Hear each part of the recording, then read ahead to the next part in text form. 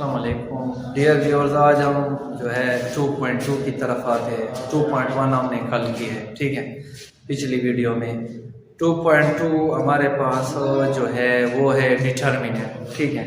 Determinant हमारे पास क्या होता है? डिटर्मिनेंट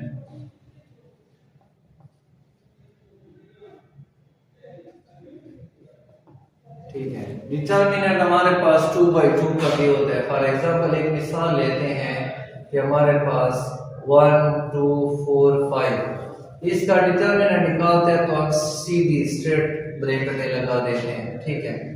1 2 4 5 तो फिर क्या होगा? पहले ये प्रिंसिपल डायगोनल मल्टीप्लाई होता है और फिर उसके बाद ये इसके साथ मल्टीप्लाई हो जाएगा, ठीक है ना। 4 × 2 तो A determinant is equal to 5 मनफी 8, 4 दूनी 8। A determinant is equal to minus का 3। तो ये आपके पास आंसर आ जाएगा। ये हमारे पास कौन से मैट्रिक्स का है? 2/2 मैट्रिसेस, ठीक है। लेकिन इधर जो हम बनाएंगे वो हम 3/3 का बनाएंगे, ठीक है ना। क्योंकि 9th ईयर में हमारे पास 2/2 होता है, फर्स्ट ईयर सेकेंड ईयर में हम 3/3 का मैट्रिक्स हम उसकी यूज करेंगे, ठीक है ना। तो इसमें हमारे पास क्वेश्चन नंबर 1 की तरफ आते हैं। हमारे पास एक्सरसाइज 2.2 क्वेश्चन नंबर 1 है कि इफ ए बराबर है, अगर आपके पास एक मैट्रिक्स है 1 3 1 -1 2 0 और 2 0 -2 तो फाइंड ये 1 1 ये 2 1 ये 3 1 ये फाइंड करें और आल्सो ए डिटर्मिनेंट भी फाइंड करें। पहले इसका डिटर्मिनेंट फाइंड करते हैं। ए डिटर्मिनेंट 3/3 का क्या मेथड होता है? पहले तो आप इसकी स्ट्रेट ब्रैकेटें लगाएं 2 0 और 2 0 -2। फिर हम इसको एक्सपेंडिंग करते हैं, रो 1 से भी कर सकते हैं, रो 2 से भी कर सकते हैं, ठीक है ना। इधर वी एक्सपेंड बाई रो 1 से इसको हम एक्सपेंड करते हैं।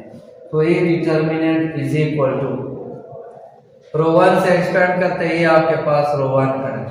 रो 1 में हमारे पास जो आएगा, ठीक है, एक्सपेंडिंग बाई रो 1 तो हमारे पास इसमें आ जाएगा 1। तो इसके साथ फर्स्ट एलिमेंट आएगा, उसके साथ हमेशा प्लस लगाएंगे। उसके रीजन फिर आगे मैं बता देता हूँ, ठीक है ना। प्लस पहले एलिमेंट, उसके बाद हमारे पास ये रो 1 और C1 स्किप हो जाएंगे, 2 0 और 0 -2। फिर उसके बाद -3 ये दूसरे के साथ पहले प्लस फिर माइनस, ये और ये खत्म, -1 0 2 -2 -1 0 और 2 -2। फिर आपके पास फिर +1 आ जाएगा, +1 तो 1 हमारे पास आएगा तो इसमें आपके पास ये और ये खत्म, -1 2 -1 2 और 2 0 आपके पास आ जाएगा। अब इसको सिंप्लीफाई करते हैं। ये 3/3 डिटर्मिनेंट का मेथड है। रो 1 से एक्सपेंड कर सकते हो, रो 2 से, प्लस माइनस आगे एक्सप्लेन करता हूँ, ठीक है। तो आपके पास 1 आएगा, इसको इसके साथ -4 -0, फिर आपके पास -3 आ जाएगा, उसके बाद +2 और ये 0, फिर आपके पास +1 आ जाएगा तो ये 0 और माइनस का 4। A determinant is equal to 1 × -4 और ये 2 और ये 1 × -4। A determinant is equal to -4 6 और -4। A determinant is equal to -14। ये इसका रिक्वायर्ड आंसर है, ठीक है। अब हमारे पास जो नेक्स्ट हमारे पास चीज है वो हमारे पास है कि A11 A12 A13 वो कोफैक्टर को शो करता है, ठीक है ना। कोफैक्टर हमारे पास क्या होते हैं? जब एक चीज का हम इनवर्स निकालते हैं, ठीक है ना। ये तो डिटर्मिनेंट है। 2/2 का इनवर्स तो आसान है, उसके लिए फार्मूला होते हैं, ठीक है ना। A इनवर्स बराबर है 1/a डिटर्मिनेंट जॉइंट आके। लेकिन 3/3 का जब हम इनवर्स निकालते हैं तो इसके लिए फार्मूला होता है एडजॉइंट सॉरी कोफैक्टर मैट्रिक्स का ट्रांसपोज। ए इनवर्स के लिए फार्मूला होता है 1 over A determinant multiplied by adjoint of A, इसको एडजॉइंट मेथड कहते हैं, ठीक है। उसके लिए डिटर्मिनेंट 3/3 का ये मेथड है, ठीक है। लेकिन एडजॉइंट फाइंड करने के लिए उसका मेथड है एडजॉइंट, किसी भी हमारे पास मैट्रिक्स होता है उसमें हम कोफैक्टर मैट्रिक्स का ट्रांसपोज लेते हैं। कोफैक्टर मैट्रिक्स जो हमारे पास होगा उसका क्या लेंगे, ट्रांसपोज, इसको हम एडजॉइंट कहते हैं। कोफैक्टर मैट्रिक्स हमारे पास क्या होता है A11, ठीक है, फिर इधर A12 आता है, लेकिन हम ट्रांसपोज ले रहे हैं तो A12 A13 A21 A22 A23 A31 A32 और A33, ये कोफैक्टर मैट्रिक्स का ट्रांसपोज है। इस तरह हम एडजॉइंट फाइंड करते हैं, ठीक है। तो इसमें हमारे पास जो प्लस माइनस का रोल है वो ये होता है कि हमारे पास अगर एक चीज का हम कोफैक्टर मैट्रिक्स पास के इधर लिख देते हैं तो वो होता है A11 A12 A13 A21 A22 A23 A31 A32 और A33, ठीक है। तो ये हमारे पास कोफैक्टर मैट्रिक्स होता है। तो प्लस माइनस कैसे लगते हैं आगे देखते हैं। नेक्स्ट जो हमारे पास है, अब हम देखते हैं कि ये प्लस माइनस क्यों। हम जब डिटर्मिनेंट निकालते हैं तो इसमें पहले प्लस आते हैं फिर माइनस आते हैं, इसकी रीजन क्या है? तो उसकी वजह ये है कि हमारे पास जिस तरह आपको मैंने अभी लिखा है कोफैक्टर मैट्रिक्स, ठीक है। कोफैक्टर जो मैट्रिक्स हमारे पास होता है वो हमारे पास होता है A11 A12 A13 A21 A22 A23 A31 A32 और A33, ये कोफैक्टर मैट्रिक्स है, ठीक है। अब इसके कोफैक्टर मालूम करने के लिए हमारे पास फार्मूला है Aij बराबर है नफी 1 की power I plus j Mij, ये आपके पास इसका है फार्मूला। कहते हैं माइनर को, यानी ये जितने 9 कोफैक्टर है, जाहिर बात है जब हम एडजॉइंट फाइंड करते हैं तो पहले कोफैक्टर निकालने पड़ते हैं ना, उसके बाद फिर इसमें हमने क्या करना होता है, पुटिंग करनी होती है। उसके फाइंड करने के लिए फार्मूला है, ठीक है। अब प्लस माइनस ये तो हमने आगे फिर इसी फार्मूले से सारे निकाले, आपको मैट्रिक्स गिवन होगा। प्लस माइनस कैसे आ रहा है, सिर्फ आप इस टर्म को देखे तो अगर 1 1 है, दोनों में 1 1 पुट करे 1 + 1 2, तो आपको पता है कि इवन पावर प्लस लाता है, ठीक है। -1 की अगर इवन पावर है इवन, तो आपके पास हमेशा प्लस आएगा, और -1 की अगर ऑड पावर है तो वो फिर माइनस देगा।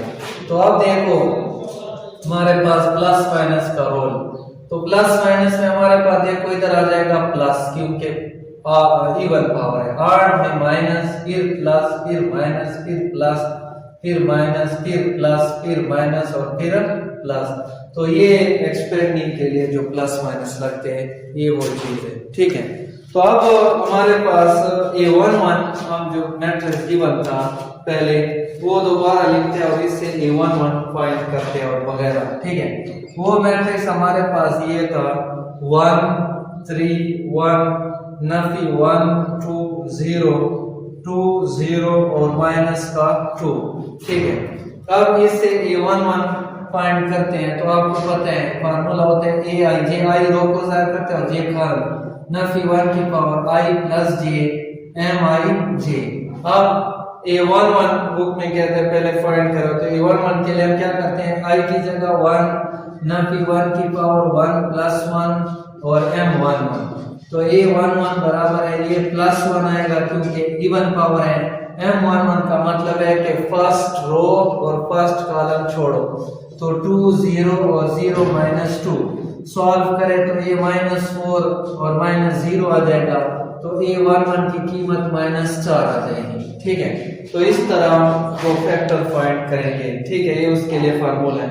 अब A1 2 अगर फाइंड करते हैं तो आप फर्स्ट और सेकंड कॉलम को छोड़ेंगे, इसमें आपने पुटिंग करनी है, ठीक है। नेक्स्ट हमारे पास जो आ रहा है क्वेश्चन नंबर हमारे पास 2 है, ठीक है। क्वेश्चन नंबर 2, क्वेश्चन नंबर 2 में कुछ प्रॉपर्टीज लगती है, properties of determinant, properties of determinant की प्रॉपर्टी जिसमें लगी हुआ है वो आपको साथ साथ बता देता हूँ, ठीक है ना। इसका फर्स्ट पार्ट हमारे पास है कि आप क्या करें, without elevating and state reason, इसको एक्सपेंड न करें बल्कि एक्सपेंडिंग के बगैर बताए और इसके रीजन भी दे। 3 1 आपके पास 0 है, -1 2 0 0 के बराबर आ गया है। इसकी वजह क्या है, डिटर्मिनेंट को एक्सपेंड किए बगैर बताना है। तो एक हमने प्रॉपर्टी लिखी है कि अगर एक मैट्रिक्स है डिटर्मिनेंट और इसमें एक रो या एक कॉलम कंप्लीट 0 हो जाए तो उसका डिटर्मिनेंट क्या होता है, 0। तो आप रीजन दे कि हमारे पास इसकी वजह ये है बिकॉज C3 बराबर है 0, क्योंकि कॉलम नंबर 3 0 है, देयरफॉर इसका डिटर्मिनेंट हमारे पास 0 है, ठीक है। ये प्रॉपर्टी है।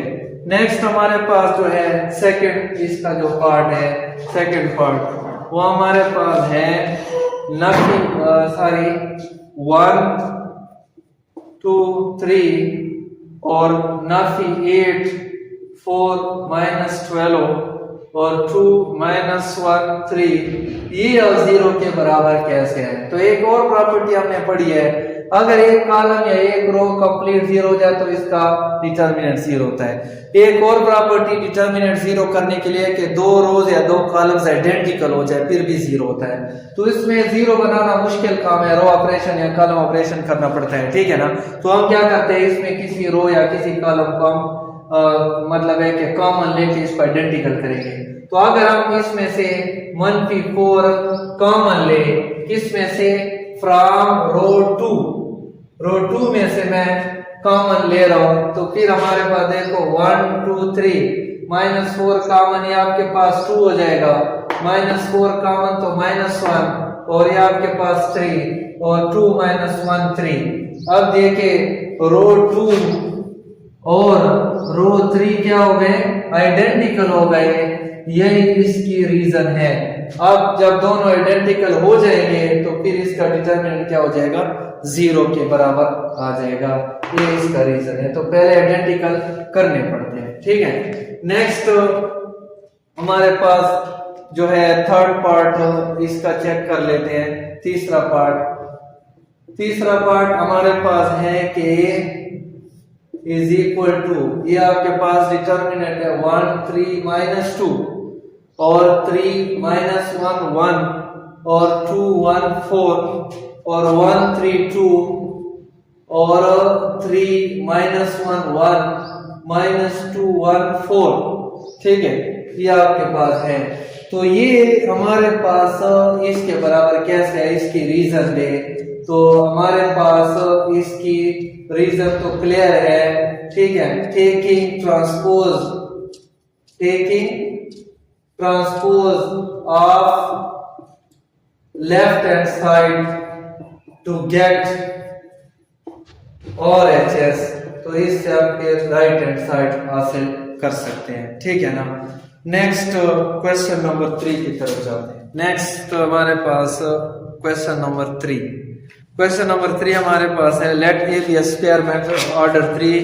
एक अगर स्क्वायर मैट्रिक्स है और उसका ऑर्डर 3 है तो A ट्रांसपोज का डिटर्मिनेंट A डिटर्मिनेंट के बराबर प्रूफ करें। मैट्रिक्स क्योंकि गिवन नहीं है तो हम क्या करते हैं, हम खुद से भी आप एक मैट्रिक्स हम लेट कर सकते हैं, ठीक है ना। तो खुद से एक मैट्रिक्स लेट करते हैं हमारे पास ऑर्डर 3 का। तो अब जैसे आपको मतलब है कि इजी लगे, ABCDEF और GHI, इसको आप ये 1 1 वाले उस फॉर्म में भी लिख सकते हो, लेकिन वो थोड़ा फिर कॉम्प्लेक्स हो जाता है, ठीक है ना। तो वेरीफाई दैट A ट्रांसपोज का डिटर्मिनेंट बटा बराबर A डिटर्मिनेंट। ये प्रॉपर्टी है डिटर्मिनेंट की कि अगर एक मैट्रिक्स और इसका ट्रांसपोज ले ले तो वो दोनों के आंसर आपके पास सेम आएंगे, ठीक है। तो हमारे पास A ट्रांसपोज डिटर्मिनेंट और A डिटर्मिनेंट इक्वल है। फर्स्ट ऑफ ऑल तो हम चलो इसी का डिटर्मिनेंट ले लेते हैं, ठीक है ना। दोनों के प्रूव करने के लिए हम पहले A का डिटर्मिनेंट लेंगे फिर उसका। ये आपके पास ABCDEF और GHI ये आपके पास है। अब A का डिटर्मिनेंट निकालते हैं तो रो 1 से इसको एक्सपेंडिंग करते हैं तो ए आ जाएगा, ठीक है। इसके साथ ये और ये स्किप हो जाएंगे, ई आई माइनस एफ एच आ जाएगा, ये खत्म, ठीक है। प्लस फिर माइनस का बी आ जाएगा, बी में ये खत्म, तो D I minus G F, D I minus G F, और फिर हमारे पास फिर प्लस आ जाएगा, प्लस सी, तो ये स्किप डी एच मनफी जी ई, डी एच मनफी जी ई। उसके बाद हम इसको multiply A E I minus A F H मनफी B D I minus minus क्या हो जाएगा, प्लस हो जाएगा बी जी एफ आ जाएगा ये। उसके बाद इसकी बारी है प्लस सी डी एच और माइनस सी जी ई, इसको इक्वेशन नंबर 1, इसमें कोई भी सिंप्लीफिकेशन नहीं हो रही है, ठीक है ना, कोई कैंसिलेशन हो रही है, बहरहाल सिंपल है, ठीक है। अब इसके ट्रांसपोज का डिटर्मिनेंट लेते हैं। ट्रांसपोज तो आसान है, इसके रोज को आप कॉलम में कन्वर्ट करें, ये हो जाएगा डी ई एफ और ये जी एच आई, तो ये आपके पास है इसका ट्रांसपोज। इसके डिटर्मिनेंट को एक्सपेंड करते हैं, ए ट्रांसपोज डिटर्मिनेंट रो 1 से इसी की एक्सपेंडिंग भी करते हैं, तो हमारे पास ए हो जाएगा ई आई माइनस एफ एच मनफी का डी, क्योंकि नेक्स्ट में डी है, ये खत्म, B I minus C H हो जाएगा, और प्लस माइनस फिर प्लस का जी हो जाएगा, B F minus C E, ये आपके पास ए ट्रांसपोज का determinant A E I minus A F H minus D B I और minus minus D C H plus हो जाएगा, और G F G B F और minus plus minus G C E, ये equation number 2। Equation number 1 और 2 को अगर आप कंपेयर करें, आगे पीछे लिखे हुए हैं, ऑर्डर पे कोई इफेक्ट नहीं होता है, ठीक है, तो फिर दोनों हमारे पास इक्वल है, तो this means that A transpose determinant A determinant के बराबर है, और ये हमारे पास इसका प्रूफ है। नेक्स्ट हमारे पास क्वेश्चन नंबर 4 की तरफ जाते हैं। चूंकि हमने पहले भी डिटर्मिनेंट रो 1 से एक्सपेंडिंग की है, ठीक है ना, तो वो तो एज क्वेश्चन नंबर 1 की तरह जिस तरह हमने पहले किया है, तो इसको करने की जरूरत नहीं है, क्योंकि वही रो 1 से एक्सपेंडिंग वाला डिटर्मिनेंट है। क्वेश्चन नंबर 5 है, इंपॉर्टेंट चीज है, इसमें हम प्रॉपर्टी सारे लगाएंगे और एक साइड लेंगे लेफ्ट, शो दैट का मतलब लेफ्ट से हम राइट लाएंगे। तो ये देखो हमारे पास इसका फर्स्ट पार्ट लेते हैं, तो आपके पास आ जाएगा ए बी सी और एल एम एन और एक्स वाई जेड, और इसके बाद A B C L M N और एक्स वाई जेड, ये आपके पास डिटर्मिनेंट्स हैं, ठीक है ना। तो इसको प्रूफ करें, तो देखो अगर हम क्या करें, लेफ्ट हैंड साइड इसकी लेते हैं, taking left hand side, left side आपके पास है A B C L M N और एक्स वाई जेड। अब राइट साइड को देखो, तो इसका अगर हम ट्रांसपोज ले ले तो फिर राइट साइड बन जाएगा, तो इसी का ट्रांसपोज लेते हैं, तो A B C L M N और X Y Z which is equal to right hand side. तो देखो लेफ्ट हैंड साइड हमने लिया और राइट साइड हमारे पास आ गई है, ठीक है। तो नेक्स्ट सेकंड पार्ट की तरफ जाते हैं। नेक्स्ट क्वेश्चन नंबर 5 का सेकंड पार्ट करते हैं। क्वेश्चन नंबर 5 सेकंड पार्ट हमारे पास है, पहले लिख लेते हैं। सेकंड पार्ट है हमारे पास ए बी सी और 1 माइनस 3a 2 माइनस 3b और 3 माइनस 3c और 4 5 6, और इसको प्रूफ करें किसके बराबर, ए बी सी 1 2 3 और 4 5 6 इसके बराबर। तो इसकी लेफ्ट हैंड साइड लेते हैं, लेफ्ट साइड हमारे पास है A B C 1 minus 3a 2 minus 3b 3 minus 3c 4 5 6, ठीक है। तो अब इस पे रो ऑपरेशन कर लेते हैं, उसी के बराबर लाने के लिए तो पहले और थर्ड रो में तो कोई चेंज नहीं है, तो फर्स्ट और थर्ड रो तो एज इट इज आ जाएगा। ठीक है, चेंज है तो सिर्फ रो नंबर 2 में है। तो रो नंबर 2 में रो ऑपरेशन करते हैं, जिस रो में ऑपरेशन होता है उसको पहले लिखा जाता है, वो पहले लिखा गया। अब प्लस 3 और 1 अगर करते हैं तो फिर ये 0 होता है। देखो इसको 3 से और ऐड करके तो ये 1 आएगा, 2 - 3 भी और ये 3 भी 2 आ जाएगा। इस तरह ये आपके पास हमारे पास आ जाएगा 3। तो ए बी सी 1 2 3 4 5 6। तो ये हमारे पास क्या हो गया है, राइट हैंड साइड के बराबर आ गई है। ठीक है, ये लेफ्ट साइड हमने लिया और राइट हैंड साइड आ गई है। नेक्स्ट क्वेश्चन नंबर 6 की तरफ जाते हैं। क्वेश्चन नंबर 6 में हमारे पास सेकंड पार्ट है इसका। सेकंड पार्ट इसका चेक कर लेते हैं, थोड़ा मुश्किल है। ठीक है, सेकंड पार्ट में हमारे पास है 1 1 1 ए बी सी और A cube B cube C cube और बराबर है a minus B into B minus C और इंटू सी माइनस ए और into A plus B plus सी।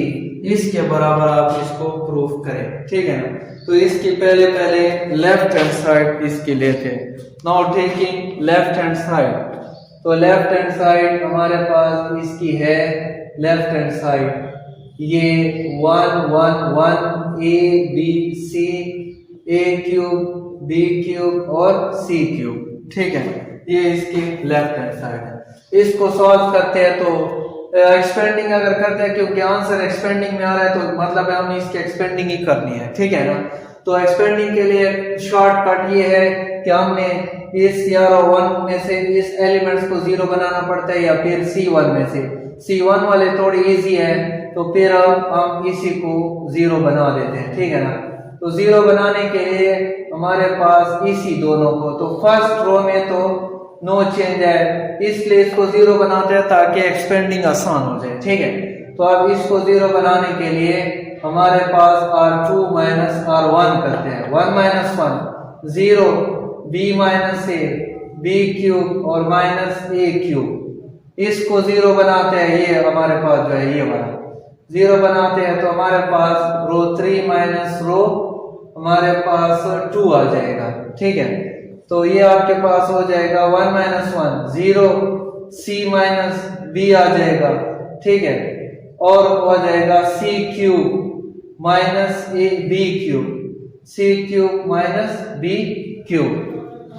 ठीक है, अब इसको थोड़ा जो है रो 1 से इसके एक्सपेंडिंग करता हूं।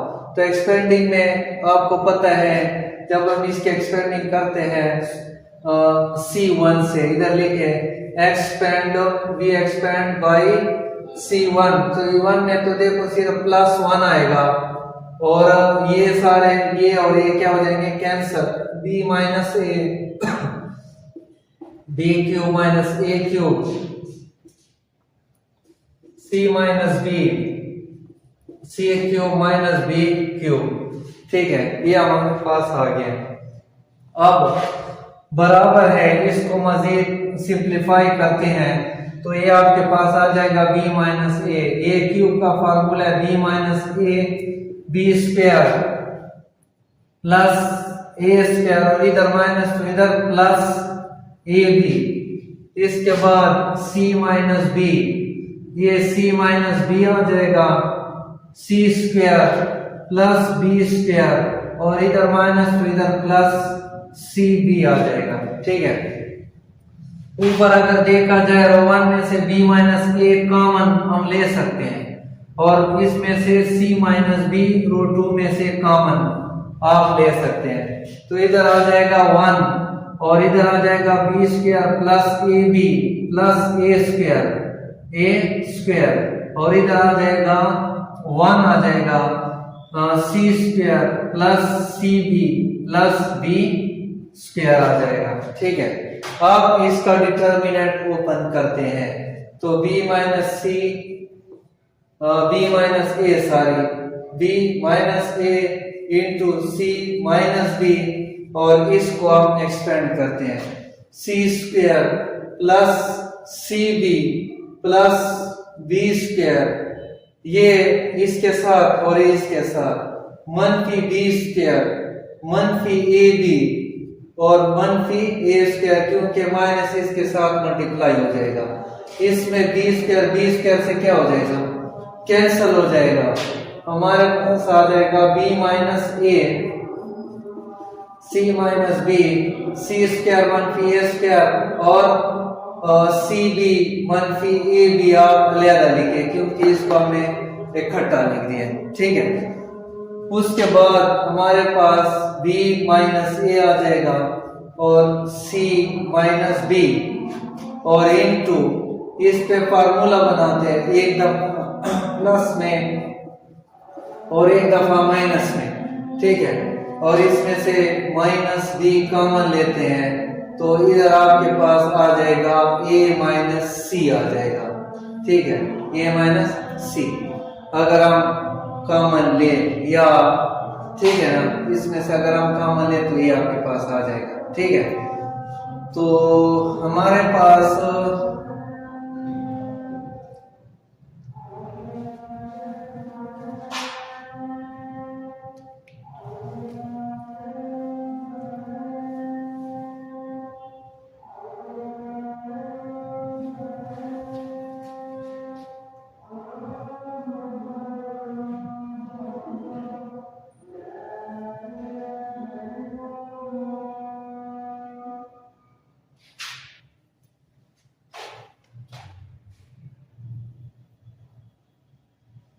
तो इसमें से हम क्या कॉमन लेते हैं, हम इसमें से सिर्फ b कॉमन आ सकता है, तो इधर आ जाएगा c माइनस ए। ठीक है, बराबर है b माइनस ए आ जाएगा, c माइनस बी आ जाएगा, और अब इन दोनों में हमारे पास c माइनस ए कॉमन है, तो ब्रैकेट में c प्लस ए प्लस बी आ जाएगा। ठीक है, इसको तरतीब में लिखे, इसको a माइनस बी, इसमें से माइनस बाहर निकल आएगा क्योंकि राइट साइड को लिखो a माइनस बी है। ठीक है, उधर c माइनस बी भी सही नहीं है, तो इसमें से भी माइनस, वो b माइनस सी, वो माइनस और वो माइनस क्या हो जाएंगे, प्लस हो जाएंगे, और ये हो जाएगा c minus A as it is पहले, और ये इसको तरतीब से a plus B plus C, तो ये हमारे पास इसका राइट साइड आ गया। ठीक है, तो हमने इसकी लेफ्ट हैंड साइड ली है और इसकी राइट साइड आ गई है। नेक्स्ट क्वेश्चन की तरफ जाते हैं। नेक्स्ट क्वेश्चन नंबर हमारे पास 7 है 2.2 का। उसमें हमारे पास फर्स्ट पार्ट है क्वेश्चन नंबर 7, फर्स्ट पार्ट 3860 3860 3861 और 3862 3863। ठीक है, इसको आप सॉल्व करें या सिंप्लीफाई करें, एलिवेट करें। तो इसके लिए अगर हम ऐसे क्रॉस मल्टीप्लिकेशन करें थोड़ा मुश्किल हो जाएगा, इसलिए हम जो है इसमें रो या कॉलम ऑपरेशन करते हैं। कॉलम ऑपरेशन इसमें लग रहा है, कॉलम ऑपरेशन के लिए इस तरह आप सिंबल लगाएंगे, तो इसमें ऑपरेशन होता है उसको आपने फर्स्ट में लिखना है, तो C2 को C1 में से माइनस करते हैं, तो 3860 आ जाएगा और 3862, इसमें तो नो चेंज है, इसमें से इसको माइनस करेंगे, लिखेंगे C2 में 1 आता है और ये भी 1, तो हमारे पास क्रॉस लगाएंगे 3860 1 से ज़रब करेगा तो यही आएगा, और ये हो जाएगा 3862, 3860 और 3862, क्योंकि इसके साथ और ये इसके साथ हो जाएगा। ठीक है ना, इसमें से इसको निकालो तो हमारे पास आंसर इसका आ जाएगा -2, तो यही हमारे पास इसका रिक्वायर्ड आंसर है। ठीक है, यानी मतलब ये है कि वैसे भी हम सॉल्व कर सकते हैं इसको इसके साथ मल्टीप्लाई, जिस तरह 2 क्रॉस 2 का हम डिटर्मिनेंट ओपन करते हैं, लेकिन कॉलम ऑपरेशन और डिटर्मिनेंट का फायदा ये है कि क्वेश्चन थोड़ा सिंप्लीफाई हो जाए, आपने इस पे टेक्निक्स लगाने हैं। ठीक है, तो इसको इसके साथ अगर मल्टीप्लाई करें फिर बहुत बड़ी मल्टीप्लिकेशन हो जाएगी, इसलिए हम C2 को C1 में से 1 और ये आपके पास 1, ये क्रॉस करे तो आपके पास सिंपली हो जाएगा। ठीक है, नेक्स्ट हमारे पास तकरीबन जितने पार्ट्स हमारे पास आ रहे हैं, ठीक है ना। क्वेश्चन नंबर 8, 9, 10 ये डिटर्मिनेंट वाले हमने पहले भी पढ़े हैं, ठीक है ना। क्वेश्चन नंबर 11 की तरफ जाते हैं। 11 जितने क्वेश्चन है हमने पहले सॉल्व किए हुए, ठीक है ना, मतलब है उसी तरह रिलेटेड है जिस तरह हमने क्वेश्चन नंबर 6 में किए थे, उसी तरह हमने डिटर्मिनेंट की प्रॉपर्टीज लगानी है, ठीक है। टाइम चूंकि मतलब है कम होता है, हम कहते हैं कम टाइम में ज्यादा चीज डिलीवर हो जाए, ठीक है। तो इसलिए फिर क्वेश्चन नंबर 11 हमने नई चीज है सिंगुलर नॉन सिंगुलर देखना है। आपको एक डिटर्मिनेंट गिवन है 7, 1, 3 और 6, 2, -2 और 5, 1, 1। तो ये डिटर्मिनेंट ये कहता है कि सिंगुलर है कि नॉन सिंगुलर है। अगर एक मैट्रिक्स और इसका डिटर्मिनेंट 0 के बराबर आ जाएगा तो उसको हम क्या कहते हैं कि ये सिंगुलर मैट्रिक्स है, ठीक है। और अगर एक मैट्रिक्स और इसका डिटर्मिनेंट ले और वो 0 के बराबर ना आ जाए तो उसको हम क्या कहते हैं नॉन सिंगुलर। ये नॉन सिंगुलर हमारे पास होगा, ठीक है। तो हम इसका डिटर्मिनेंट एक्सपेंड करते हो आप लोगों ने पहले पढ़ा, हम इसको रो ऑपरेशन या कॉलम ऑपरेशन से करते हैं, ठीक है ना। तो इधर आप लिखे we expand by row one से आप जिससे कर सकते हैं, जिसमें 0 ज्यादा होता है उसी से कर लेते हैं, लेकिन इसमें तो 0 नहीं है तो रो 1 फिर ठीक होता है, ठीक है ना। ये 7 आ जाएगा, इसके साथ ये और ये कैंसल, 2 -2 1 1 प्लस फिर माइनस का 1 आ जाएगा, तो ये और ये खत्म 6 -2 5 1 5 1 फिर प्लस 3 हो जाएगा, +3 में हमारे पास ये खत्म 6 2 5 1 6 2 5 1 या विच इज इक्वल टू 7, ये 2 + 2 हो जाएगा और ये 6 + 10 हो जाएगा और ये 6 - 10 या 7 × 4 1 × 16 और 3 × -4, ठीक है। या सिंप्लीफाई करते हैं 7 4 28 ये 16 और 4 ये 12, ठीक है। या इज इक्वल टू 28 ये भी 28 बनता है, 28 28 से कैंसल कितना हो जाएगा 0, तो इसका मतलब ये 0 आ गया है। So it is singular matrix. ये कौन सा है सिंगुलर मैट्रिक्स है, क्योंकि जब डिटर्मिनेंट 0 आ जाएगा तो ये आपके पास क्या होता है सिंगुलर होता है, ठीक है। क्वेश्चन नंबर 12 आपके पास है, ये इंपॉर्टेंट चीज है कि हमारे पास for what value of lambda, ये कहता है कि लेमडा की कीमत आप फाइंड करें for which a singular, a singular है तो इसका डिटर्मिनेंट क्या होगा 0 आपको गिवन है, तो ए आपको वैसे भी दिया हुआ है नफी लेमडा 1 0 1 माइनस लेमडा 1 और 0 1 माइनस लेमडा, ठीक है। तो सिंगुलर जब होता है तो डिटर्मिनेंट 0 के बराबर होता है, फिर हम इसको रो 1 से एक्सपेंडिंग करते हैं तो ये इधर हो जाएगा लेमडा स्क्वायर -1 प्लस फिर माइनस का 1 आ जाएगा, हमने पहले एक्सपेंडिंग पढ़ी है, माइनस लेमडा 0 और प्लस का आपके पास 0 हो जाएगा, तो 0 मल्टीप्लाई बाय एनीथिंग 0 वो तो खत्म हो जाएगा 0, ठीक है।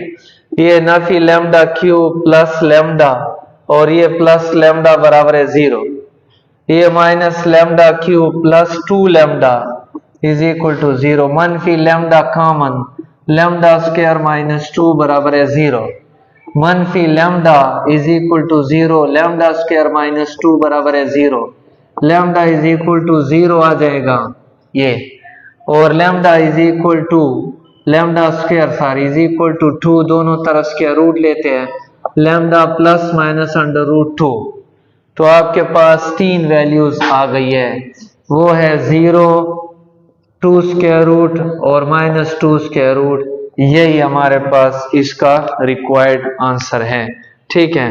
नेक्स्ट क्वेश्चन की तरफ जाते हैं। नेक्स्ट क्वेश्चन 13 को देखते हैं। 13 में भी 12 की तरह है, बहरहाल इसमें एक पार्ट कर लेते हैं, ठीक है ना। 13 में हमारे पास है कि x की वैल्यू आप फाइंड करें, ठीक है, और फॉर विच आपको डिटर्मिनेंट गिवन है डिटर्मिनेंट 9 के बराबर गिवन है पहले से। x 2 3 0 -1 1 और 0 4 5। रो 1 से इसके एक्सपेंडिंग करते हैं, ठीक है ना। इधर लिखो एक्सपेंड बाई रो 1, रो 1 से इसको एक्सपेंड करते हैं। x आ जाएगा नफी 5 नफी 4 प्लस फिर माइनस का 2 आ जाएगा, 0 0 प्लस का 3 हो जाएगा और इसमें भी 0 0 इज इक्वल टू 9। ये माइनस 9x आ जाएगा, बाकी सारे खत्म हो जाएंगे। माइनस 9 पे डिवाइड करें तो ये कैंसल, ये भी cancel, x is equal to क्या हो जाएगा माइनस का 1। तो यही हमारे पास इसका रिक्वायर्ड आंसर है। नेक्स्ट 2 पार्ट इसी तरह। क्वेश्चन नंबर 14 है हमारे पास 14। उसमें हमारे पास कहता है कि show that the inverse of a square matrix exist then it is unique. अगर एक मैट्रिक्स है और उसका इनवर्स एग्जिस्ट कर रहा है, ठीक है ना, तो वो क्या होगा, यूनिक होगा। तो हम ये थ्योरम टाइप है, तो इसको हम प्रूफ करने के लिए आपको पता है जब एक मैट्रिक्स है और उसका इनवर्स एग्जिस्ट करेगा तो इसका मतलब है ये नॉन सिंगुलर होगा, ठीक है ना। नॉन सिंगुलर होगा तो एक प्रॉपर्टी सेटिस्फाई करेगा, वो लिख देता हूं, ठीक है ना। वो फिर वो सेटिस्फाई करेगा जिस तरह में क्वेश्चन और उसका प्रूफ करते हैं, ठीक है। तो वो फिर हम वेरिफिकेशन करते हैं ना। तो इसके वेरिफिकेशन क्या हो गया, अगर एक मैट्रिक्स और इसका इनवर्स पॉसिबल है तो वेरिफिकेशन क्या है वो इधर वो आपको मैं लिख देता हूँ, ठीक है ना, जो इसकी कंडीशन है। तो अगर एक मैट्रिक्स है और उसका इनवर्स एग्जिस्ट कर रहा है तो वो यूनिक होगा। तो हम इधर फॉर द प्रूफ एक मैट्रिक्स के 2 इनवर्स लिख देते हैं, उन दोनों को हमने इक्वल अगर आ गए तो फिर हम कहेंगे कि इसके यूनिक आ गए, नहीं इसके एक मैट्रिक्स के सिर्फ एक इनवर्स एग्जिस्ट कर सकता है, ठीक है। तो let suppose let A be a square matrix. हमेशा याद रखें कि जो इनवर्स होता है वो स्क्वायर मैट्रिक्स का भी ही हो सकता है और का नहीं हो सकता है। And let B and C be the inverses of A, और हम कहते हैं कि वो इसके इनवर्सेस है। तो इसके लिए कंडीशन ये होती है, कंडीशन कि हमारे पास अगर एक मैट्रिक्स का इनवर्स एग्जिस्ट करेगा तो वो क्या सेटिस्फाई करेगा, A inverse is equal to A inverse A is equal to identity. ये ऐसे समझो कि इसके वेरिफिकेशन के लिए फार्मूला है। जब एक मैट्रिक्स होता है और उसका हम इनवर्स एग्जिस्ट करते हैं तो वो इसको सेटिस्फाई करेगा। तो जिस तरह हमारे पास हमने अब इसके इनवर्स को बी और सी का हुआ है, तो इस फार्मूले के मुताबिक ए बी बी ए वो भी आइडेंटिटी होगा, क्योंकि ए इनवर्स की जगह बी आ गया। सेम टू सेम ए सी ए वो भी आपके पास आइडेंटिटी के बराबर आएगा, दोनों आइडेंटिटी। इसको इक्वेशन 1 और 2 बनाते हैं, ठीक है। अब इसको प्रूफ करने के लिए इधर लिखते हैं बाई एसोसिएटिव, क्योंकि इसमें 3 एलिमेंट्स है, एसोसिएटिव लॉ या प्रॉपर्टी इसमें लगाते हैं। तो इधर आप लिखे तीनों को इकट्ठा सी ए बी, ठीक है। तो अब हम क्या करते हैं, इसमें सी ए को इकट्ठा लिखते हैं और बी को बाहर लिख देते हैं। और आपको पता है सी ए बी के सी ए किसके बराबर, इक्वेशन नंबर 2 आइडेंटिटी, और इधर आपके पास बी आ जाएगा, यानी सी ए बी किसके बराबर आ जाएगा, बी। ये ऐसे समझो इक्वेशन नंबर 3 है, सी ए बी किसके बराबर आ जाएगा, बी। उसी तरह हमारे पास सी ए बी को दोबारा एसोसिएटिव लॉ लगाते हैं, सी को बाहर और ए बी को अंदर लिख देते हैं, या C A B is equal to C, और ये किसके बराबर होता है, आइडेंटिटी, या सी ए बी ये किसके बराबर आ जाएगा, सी। ये इक्वेशन आ जाएगा 4। इक्वेशन नंबर 3 और 4 की कंपेयरिंग करते हैं तो हमारे पास b इज इक्वल टू सी आ गया है। तो ये प्रूफ हो गया, अगर एक मैट्रिक्स और इसका इनवर्स एग्जिस्ट करेगा तो वो देखो दोनों यूनिक आ रहे हैं। So inverse of A is unique, inverses of A, उसके इनवर्सेस आपके पास यूनिक है, एक ही इनवर्स उसका आ सकता है, ठीक है ना। नेक्स्ट हमारे पास जो क्वेश्चन नंबर 15 है वो सॉल्व करते हैं। वो है बहुत लेंथी क्वेश्चन, ठीक है, लेकिन आपको उसमें मैं मतलब डिटर्मिनेंट 3/3 तो आपने बहुत पढ़ा है। एडजॉइंट का मेथड आपको समझाऊंगा कि 3/3 में हम एडजॉइंट कैसे निकालते हैं। वो नेक्स्ट करते हैं क्वेश्चन नंबर 15। नेक्स्ट हमारे पास जो है question number 15, find the multiplicative inverse. आप मल्टीप्लिकेटिव इनवर्स फाइंड करें। उसमें हमारे पास a इज इक्वल टू, ये क्वेश्चन बहुत लेंथी है, ठीक है, और इम्पोर्टेंट भी है क्योंकि इसमें एडजॉइंट वगैरह हर चीज आ जाएगी। 0 2 2 -1 3 2 और 1 0 5, ठीक है ना। तो क्या मालूम करें, इसका आपने इनवर्स फाइंड करना है, ठीक है। इनवर्स, इसको मल्टीप्लिकेटिव इनवर्स कहते हैं, इसको एडजॉइंट मेथड कहते हैं। एडजॉइंट मेथड से इनवर्स फाइंड करना। 0 2 2 -1 3 2 और 1 0। क्वेश्चन पहले कंफर्म करें कोई गलती ना हो, क्योंकि गलती बार बार भी रिपीट होती है। As we know that multiplicative inverse के लिए फार्मूला होता है 1/a determinant multiplied by adjoint of a। ये इसके लिए फार्मूला है। फर्स्ट ऑफ ऑल हम ए डिटर्मिनेंट फाइंड करते हैं, जिस तरह हमने पहले भी पढ़ा है। डिटर्मिनेंट नफी 1 3 2 1 0 5। डिटर्मिनेंट कैसे फाइंड होता है, हम रो 1 से एक्सपेंडिंग करते हैं तो +0, ये 15 -0 प्लस फिर माइनस का 2 आ जाता है, -5 -2 और फिर प्लस का आपके पास 2, तो इसमें 0 -3। A determinant is equal to, ये तो 0 हो जाएगा और ये -2 इंटू माइनस का 7, ठीक है, और +2 इंटू माइनस का 3, या A determinant is equal to 14 -6 हो जाएगा, ठीक है ना। 7 दूने 14 और माइनस का 6, तो A determinant is equal to 14 में से 6 गया तो हमारे पास 8 आ जाएगा, ठीक है ना, 8। उसके बाद हम इसका एडजॉइंट फाइंड करते हैं। नेक्स्ट हम इसका एडजॉइंट फाइंड करते हैं। एडजॉइंट के लिए डायरेक्ट फार्मूला लिखता हूं, adjoint of A is equal to cofactor matrix का ट्रांसपोज। कोफैक्टर मैट्रिक्स होता है A11, उसका ट्रांसपोज ले रहा हूं A12 A13 A21 A22 A23 A31 A32 और A33। ये कोफैक्टर मैट्रिक्स का आपके पास ट्रांसपोज है, ठीक है। तो अब इसके लिए हम A11 A12 ये 9 के 9 एलिमेंट्स फाइंड करेंगे और फिर इसमें पुट अप करेंगे, वो एडजॉइंट होगा। फिर इक्वेशन 1 और ये जो डिटर्मिनेंट आए हो इसको इधर पुट करेंगे तो आपके पास रिजल्ट बनेगा, ठीक है ना। तो कोफैक्टर मालूम करने के लिए फार्मूला होता है नफी 1 की पावर i + j mij, ये फार्मूला है। तो अब A11 फाइंड करते हैं तो नफी 1 की पावर 1 + 1 और m11, या A11 is equal to A-1 की पावर 2 + 1 आएगा। m11 का मतलब है कि फर्स्ट रो फर्स्ट कॉलम छोड़ो, 3 2 0 5 आ जाएगा, या A11 is equal to 15 direct आपके पास आ जाएगा, क्योंकि ये तो खत्म हो जाएगा, ठीक है। फिर आपके पास आ जाएगा A12 नफी 1 की पावर 1 + 2 m12, ठीक है ना।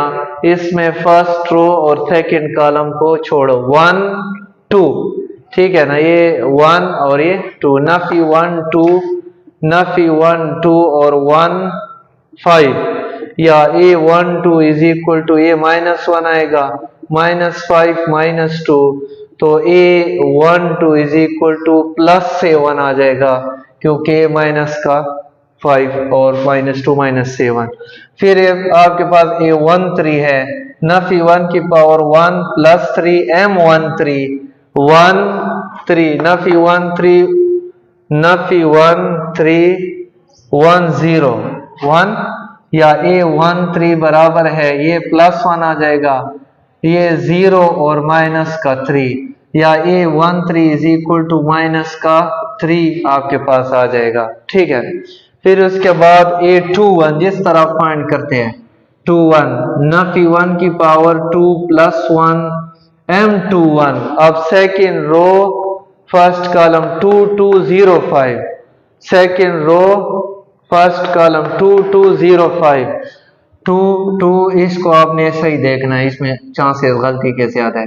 ये हो जाएगा -1 और ये 10 मनफी 0, तो A21 is equal to minus का 10 आ जाएगा, ठीक है ना। A22 इसके बाद नफी 1 की power 2 plus 2 M22 second row second column 0, second row सेकेंड 0215 A22 बराबर है नफी 1, ये +1 बन जाएगा और ये 0 - 2, या A22 बराबर है माइनस का 2 हो जाएगा। A23 नफी 1 की पावर 2 + 3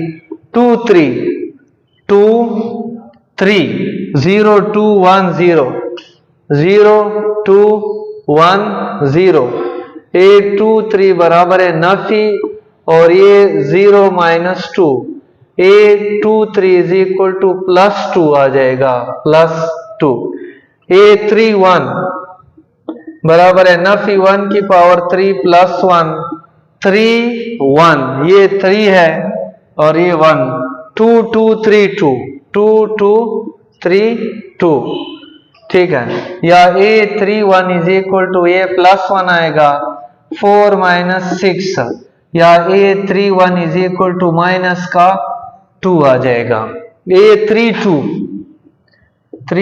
नफी 1 की पावर 3 + 2 3 2 3 2, तो ये 3 और ये 2, तीसरा रो दूसरा कॉलम 3 2 0 2 नफी 1 2 0 2 नफी 1 2, या A32 बराबर है ये -1 आएगा क्योंकि 8 पावर है और ये 0 और प्लस का 2, या A32 is equal to minus का 2 आपके पास आ जाएगा, ठीक है।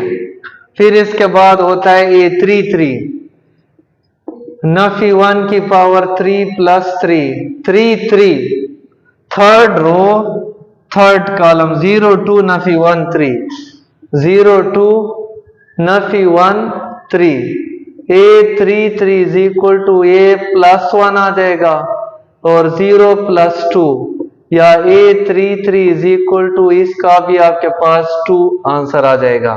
Put the value in equation number 2 adjoint of A, इसमें कीमतें पुट करता हूं, तो A11 की कीमत है 15, फिर 7, फिर -3, फिर -10, फिर हमारे पास -2, फिर उसके बाद 2, फिर -2, फिर -2 और फिर आपके पास 2, ये adjoint. Put the value of this one equation number 1, equation number 1 आपके पास है A इनवर्स बराबर है 1 और A डिटर्मिनेंट 8 है और एडजॉइंट की आपके पास जो वैल्यू है वो है 15 -10 -2 7 -2 -2, ये -3 2 एंड 2, तो ये आपके पास A इनवर्स है 1 और 8 और ये आपके पास रिजल्ट है। नेक्स्ट क्वेश्चन की तरफ जाते हैं। 3, क्योंकि क्वेश्चन नंबर 16 17 और ये 19 जो है ये तकरीबन 2 × 2 डिटर्मिनेंट के वो 9 से रिलेटेड है, ठीक है, आसान है। इसमें क्वेश्चन नंबर 18 जो है ये थ्योरेटिकल है, जिस तरह क्वेश्चन नंबर 14 था, ये दोनों इंपॉर्टेंट है, ठीक है ना। क्वेश्चन नंबर 18 हमारे पास है कि हमारे पास if A and B are non-singular matrices then prove that A inverse whole inverse is equal to A, और सेकेंड पार्ट में कहते हैं A B whole inverse is equal to B inverse A inverse. अगर A और B दो non singular matrices है then show that, तो फिर आप प्रूफ करें इसको, ठीक है ना। तो नॉन सिंगुलर मैट्रिसेस है तो इसका डिटर्मिनेंट मतलब है कि नॉन सिंगुलर से मुराद क्या होता है कि उसका इनवर्स एग्जिस्ट कर रहा है, और जब एग्जिस्ट कर रहा है तो इसका मतलब वो एक कंडीशन को भी सेटिस्फाई करेगा, ठीक है ना, कि ए इनवर्स, जिस तरह आपको पहले मैंने बताया, और A inverse A is equal to identity, और same to same B inverse is equal to B inverse B, ये दोनों हमारे पास कंडीशन फिर ठीक होंगे, ठीक है ना। तो अगर इसका इनवर्स एग्जिस्ट कर रहा है तो फिर ए और बी दोनों आपके पास इस फॉर्म के आ जाएंगे, ठीक है ना। तो हमारे पास फर्स्ट प्रूफ को देखने के लिए इसमें से एक क्वेश्चन नंबर 1 में से कोई एक उठा लेते हैं, एज ए इनवर्स ए बराबर है आइडेंटिटी, या इसमें से ए को इधर छोड़ते हैं, ठीक है ना, और इसको उधर ले जाए तो इसका इनवर्स भी आ जाएगा, ठीक है ना, या ए बराबर है, ठीक है ना, आइडेंटिटी तो 1 होता है तो इसका मतलब 1 तो खत्म हो जाएगा, या this implies that A inverse whole inverse is equal to A, तो ये आपके पास फर्स्ट प्रूफ है, ठीक है ना। नेक्स्ट हमारे पास है सेकंड, जिसको प्रूफ करते हैं, उसमें इसको मतलब है कि पॉइंट प्रूफ करते हैं तो इसके लिए इनवर्स ऑफ ईच अदर वाला मेथड लगाते हैं। वो इस तरह होता है कि हमारे पास बी इनवर्स और ए इनवर्स ये इनवर्सेस है ए बी के, तो ए बी को एक दफा लेफ्ट साइड पे मल्टीप्लाई करूंगा, सॉल्व करूंगा, और फिर राइट हैंड साइड के ऊपर, ठीक है। तो इसको लेफ्ट हैंड साइड के ऊपर मल्टीप्लाई करते हैं तो ए बायर बी इनवर्स को इस तरह भी आप लिख सकते हैं और फिर ए इनवर्स आ जाएगा, या ए बी इनवर्स किसके बराबर होता है आइडेंटिटी, और A inverse as it is, या ए आइडेंटिटी खत्म हो जाएगा तो फिर हमारे पास ये हो जाएगा आइडेंटिटी, क्योंकि ये फिर आइडेंटिटी आपके पास आ जाएगा, ठीक है ना। यानी this implies that A B into B inverse A inverse is equal to identity, इसको इक्वेशन नंबर 3 बनाते हैं, ठीक है। ये चीज हम प्रूफ करते हैं इस टाइप की, फिर उसमें से 1 लेंगे जिस तरह इसमें हमने किया है। अच्छा, अब ये हमारे पास हमने पहले मल्टीप्लाई किया है, अब हम क्या करते हैं बी इनवर्स ए इनवर्स लेते हैं और ए बी इसके राइट साइड के ऊपर मल्टीप्लाई कर लेते हैं, तो उसमें B inverse as it is इसको इसके साथ मिलाएं, ठीक है, क्योंकि मल्टीप्लिकेशन है ना, ए इनवर्स ए हो जाएगा और इनटू बी हो जाएगा। ए इनवर्स ए आपको पता है आइडेंटिटी के बराबर, बी इनवर्स आइडेंटिटी और इज इक्वल टू बी, या बी इनवर्स हो जाएगा, सॉरी बी इनवर्स बी, या which is equal to identity आ जाएगा, ठीक है। तो ये भी आइडेंटिटी के बराबर है, यानी this implies that B inverse A inverse into A B, ये भी आइडेंटिटी के बराबर है, ठीक है। तो इक्वेशन नंबर 3 और 4 दोनों आइडेंटिटी के बराबर हैं। This means that A B inverse A inverse is equal to B inverse A inverse into A B, ये आपके पास दोनों आई के बराबर है, इस तरह हमने इधर 1 2 में किया था। तो अब इसमें से एक चीज उठाते हैं, A B inverse A inverse is equal to identity, या इसमें से एक को इधर छोड़े इसको उधर ले जाएं, बी इनवर्स ए इनवर्स ये उधर जाएगा तो ए बी का होल इनवर्स आ जाएगा, ठीक है, इस साइड पे आइडेंटिटी खत्म हो जाएगा, B inverse A inverse is equal to A B whole inverse, या this implies that A B whole inverse is equal to B inverse A inverse, यही हमारे पास इसका रिक्वायर्ड प्रूफ है। ये फर्स्ट पार्ट का प्रूफ है और ये सेकंड का, इसको कहते हैं inverse of each other. Exercise 2.2 खत्म है।